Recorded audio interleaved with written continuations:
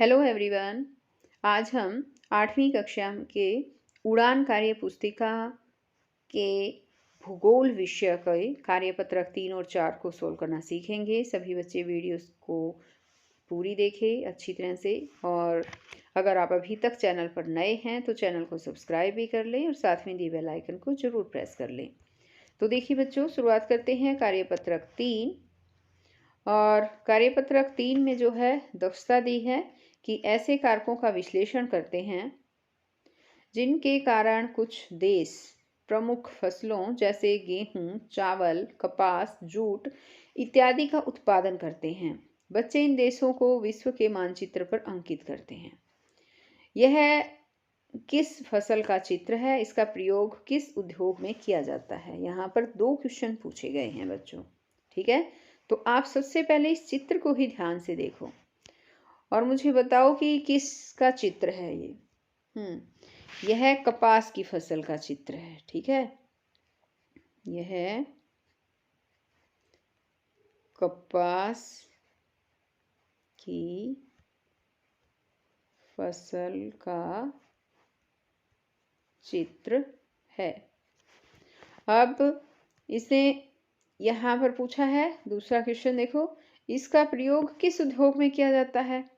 तो हम क्या लिखेंगे, यही नीचे ही लिखना है आपको। मैं तो यहाँ पर लिख देती हूँ कि इसका प्रयोग वस्त्र उद्योग में किया जाता है। ऐसे आपको पूरा क्वेश्चन इसका लिख देना है बच्चों, वस्त्र उद्योग में किया जाता है।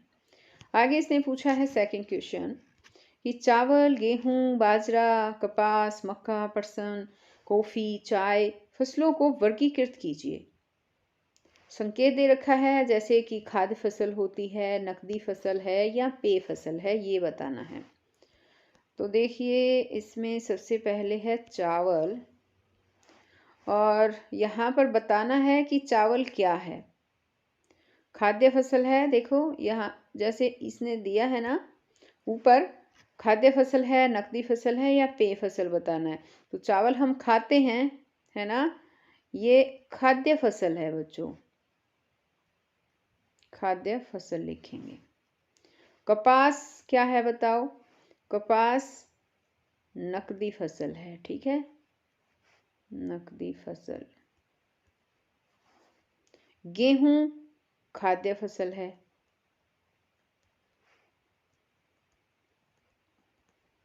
अब आगे है चाय, चाय पेय फसल है, पीते हैं इसको, है ना, ये पेय फसल आ जाएगा। अब बाजरा है, बाजरा भी जो है वो खाद्य फसल है। यहाँ आगे लिख देती हूँ मैं, थोड़ा ऊपर करके ध्यान से दिख जाएगा आपको। बाजरा, बाजरा जो है वो खाद्य फसल है। पटसन नकदी फसल है, नकदी फसल। कॉफ़ी पेय फसल है, पीने की होती है, चाय कॉफ़ी ये पेय फसल होते हैं। और मक्का जो है वो खाद्य, हम खाद्य को ऐसे भी लिख सकते हैं बच्चों, ठीक है, खाद्य फसल है। अब आगे आ जाता है यहाँ पर, कौन सी फसल विश्व में सर्वाधिक लोगों के द्वारा अनाज के रूप में प्रयोग की जाती है। तो इसमें बच्चों आ सकता है गेहूं आएगा, ठीक है। अब आगे यहाँ पर दिया है नेक्स्ट क्वेश्चन, और उसमें पूछा है कि उचित मिलान कीजिए। कॉलम क को कॉलम ख से मिलाना है। चाय, चाय क्या है, चाय एक पेय फसल है। कॉफ़ी, कॉफ़ी ब्राज़ील में होती है। पटसन, पटसन को सुनहरा रेशा भी बोलते हैं। कपास काली मिट्टी, काली मृदा में पैदा होती है। कपास को पैदा करने के लिए, उगाने के लिए काली मृदा की आवश्यकता होती है। अब आगे है गेहूं, गेहूं उष्णकटिबंधीय फसल है, और चावल जो है वो शीत ऋतु की फसल है। अब आगे इसने पूछा है यहाँ पर नेक्स्ट क्वेश्चन कि कृषि का हमारे लिए क्या महत्व है। कोई 5 तथ्य अंकित करें कि कृषि जो है वो क्यों महत्वपूर्ण है हमारे लिए। तो हम इसमें लिखेंगे, कृषि से हमें खाद्य पदार्थ मिलते हैं, इसके द्वारा हमारी आर्थिक स्थिति मजबूत होती है, उद्योगों के लिए कच्चा माल मिलता है, कृषि के द्वारा बहुत बड़ी जनसंख्या को रोजगार मिलता है, और पांचवा जो है वो हम लिखेंगे कि कृषि का राष्ट्रीय आय में भी काफ़ी योगदान है। अब आगे आ जाता है 6th क्वेश्चन। यहाँ पूछा है इसने कि चित्र देखकर कृषि और फसलों को प्रभावित करने वाले भौतिक और मानवीय कारकों की सूची बनाएं। कृषि और फसलों को प्रभावित करने वाले जो जो प्रभावित करते हैं उनकी सूची, भौतिक और मानवीय कारक लिखने हैं। तो उसमें बच्चों आ जाएगा, ये अलग अलग कारक लिखेंगे हम। पहले भौतिक में आ जाते हैं। भौतिक के लिए जो है मैं यहाँ पर नीचे वो दिखा भी देती हूँ आपको, एक सेकंड। ये देखिए कि कहाँ लिखने हैं आपको। ये देखो, ये भौतिक कारक है, ये मानवीय कारक, इस तरह से यहाँ पर आपको लिखना है। ऊपर जो दिए गए हैं यहाँ देखो, इन्हीं में से छांट कर लिखने हैं। जैसे भौतिक कारक मैं दिखाती हूँ आपको। यहाँ पर जैसे सूर्य का प्रकाश है, वर्षा है, तापमान है, मृदा है, ढाल है, ये भौतिक कारक में आ जाते हैं। और इसके साथ ही फसल भी है, फसल है ना, ये आ जाते हैं। और मानवीय कारक में है, जैसे ये आ गई मशीनरी है, यहाँ पर ये बीज हैं, रसायन हैं, और जुताई है, बुआई है, ये जो है बच्चों मानवीय कारक में आ जाते हैं। तो हम यहाँ नीचे लिख भी देते हैं, एक बार मैं लिख के भी दिखा देती हूँ आपको। जैसे कि सूर्य का प्रकाश, सूर्य प्रकाश, और है मृदा, और है जैसे कि ढाल या फिर तापमान, इसके अलावा है वर्षा, और है फसल, ये भौतिक कारक में आ जाएंगे। और जैसे कि है बीज, मशीनरी, और है जुताई, बुआई, ये जो है मानवीय कारक में आ जाएंगे। ठीक है, इस तरह से आपको लिख देना है। अब आगे इसने पूछा है, दिए गई कृषि गतिविधियों और फसल के चित्रों को पहचानें और उनके नीचे दिए गए बॉक्स में उनका नाम अंकित करें। अब आपको उनके नाम बताने हैं बच्चों। ध्यान से इन चित्रों को देखो और मुझे इनके नाम बताओ कि ये कौन कौन सी फसल नज़र आ रही है, और जो है चित्र को पहचान करो, क्या क्या कृषि की गतिविधि की जा रही है वो बताना है। तो सबसे पहले हम ये देखते हैं, ये बाजरे की फसल है। ठीक है, यहाँ पर लिख देते हैं बाजरे की फसल। अब ये वाली बताओ, इसमें क्या हो रहा है, गेहूं की मशीनों के द्वारा कटाई हो रही है। ठीक है, तो हम यहाँ हमें लिखना है गेहूं की मशीन से कटाई, ये हो रही है। आगे आ जाता है, इसने यहाँ पर पूछा है, अब नेक्स्ट चित्र दिखाया है, ये किस चीज़ का है बताओ। हाँ, यहाँ पर चावल उगा रहे हैं, तो चावल रोपण बोल देंगे इसको, चावल रोपण का कार्य हो रहा है। और ये केले दिखा रखे हैं, है ना, केले की फसल दिखाई है यहाँ पर, केले की फसल। ये देखो कितने ऊंचे ऊंचे केले के जो है पेड़ खड़े हैं यहाँ पर। अब आगे देखो, एक बार इस चित्र को ध्यान से देखो और मुझे बताओ ये किस चीज़ का चित्र है। गन्ने की फसल दिखाई गई है इसमें, है ना, गन्ने की फसल। और ये बताओ बच्चों, समझ में आया। हाँ, कॉफ़ी बीनना, इसमें कॉफ़ी जो है वो बीन रहे हैं, कॉफ़ी बीनना यहाँ लिखेंगे। अब आगे है कार्यपत्रक 4 और इसमें देखिए क्या दिया है। दक्षता है कि विभिन्न देशों भारत राज्यों की जनसंख्या को दंड आरेख यानी कि बार डायग्राम द्वारा प्रदर्शित करते हैं। अब यहाँ पर विभिन्न देशों भारत और की जनसंख्या का दंड आरेख के द्वारा इसे प्रदर्शित किया गया है। यहाँ पर तो ये मानचित्र दिखाया गया है, पूरा ग्लोब की तरह जो है ये दिखाया गया है, जैसे आप देख रहे हैं, है ना। और इसमें यहाँ साइड में एक ये बॉक्स दे रखा है, इसमें लिख रखा है प्राकृतिक वृद्धि की वार्षिक दर। यहाँ पर ये दिखाई गई है, देखिए ये सब। और ये महासागर दिखाए गए हैं, इनके नाम लिखे गए हैं। अब यहाँ पर नीचे इसने क्या पूछा है कि दिए गए विश्व के मानचित्र पर आप किस महाद्वीप में सर्वाधिक जनसंख्या वृद्धि देख पा रहे हैं।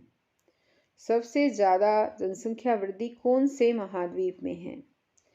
तो ये देखो महाद्वीप देखते हैं, यहाँ पर देखो ये है बच्चों, यहाँ देखो ये अफ्रीका महाद्वीप है और यहाँ पर सबसे ज़्यादा जनसंख्या है। तो कौन से महाद्वीप में है, अफ्रीका महाद्वीप में। यहाँ पर लिख भी देना है अफ्रीका महाद्वीप में। आगे सेकंड क्वेश्चन दिया है अब इसने और पूछा है किसी स्थान की जनसंख्या को प्रभावित करने वाले निम्नलिखित कारकों को भौगोलिक और मानवीय कारकों में सूचीबद्ध करें। भौगोलिक कारक और मानवीय कारक में सूचीबद्ध करना है। संकेत जैसे ये दे रखे हैं इनको। तो अब देखिए कैसे करेंगे हम, यहाँ कर देते हैं। देखो जैसे कि है यहाँ पर औद्योगिक क्षेत्र, ये बताइए मानवीय में आएंगे या भौगोलिक में। मानवीय में, है ना। इसे मानवीय में लिख देना है। यहाँ पर स्थलाकृतिक विशेषताएं, ये जो है वो भौगोलिक में आ जाती है, इसे यहाँ लिखना है। धार्मिक केंद्र, ये मानवीय कारक में आएंगे, मानव के द्वारा धार्मिक केंद्र बनाए जाते हैं। जलवायु जो है वो भौगोलिक कारक है, आपको यहाँ पर लिख देना। ऐसे मैं ये निशान लगा रही हूँ ना बच्चों, आपको ऐसे निशान नहीं लगाना, आपको इस तरह से लिखना है। ये जलवायु थी, यहाँ इस खाने में आप जलवायु लिखेंगे। सांस्कृतिक महत्ता है वो आप यहाँ लिखेंगे। अब जैसे आगे मृदा है, ये भौगोलिक कारक में यहाँ पर मृदा लिखेंगे हम, ठीक है। अब है आवास, ये मानव के द्वारा ही बनाए जाते हैं, तो ये मानवीय कारक आ जाएगा। जल जो है ये यहाँ आ जाएगा इसमें, ठीक है। आगे है शिक्षा मानव के द्वारा प्रदान की जाती है और ग्रहण की जाती है ना, तो ये मानवीय क्रिया है। आगे खनिज है, ये देखिए खनिज, तो ये खनिज जो है वो इसी में आ जाएगा, भौगोलिक कारक में ही खनिज आ जाएगा। और हैं स्वास्थ्य सुविधाएं, वो मानवीय कारक में ही आएंगी। स्वास्थ्य सुविधाएं यहाँ पर, ठीक है, स्वास्थ्य सुविधाएं। तो आप सभी बच्चे इस तरह से लिखने हैं आपको। 2 पार्ट कर लीजिए, एक पार्ट भौगोलिक कारक का होगा, दूसरा मानवीय कारक का होगा, और ये आपको खुद करने हैं बच्चों। अब आगे देखो, यहाँ पर ये शॉर्ट करके दिखा देती हूँ थोड़ा।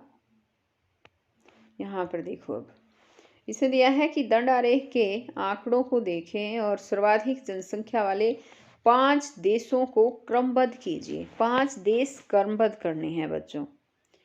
तो सर्वाधिक जनसंख्या वाले करने हैं, तो यहाँ सर्वाधिक जनसंख्या देखो, सर्वाधिक चीन की है। सबसे पहले नंबर पर जो जनसंख्या है वो चीन की यहाँ तक दी गई है, ये देखिए।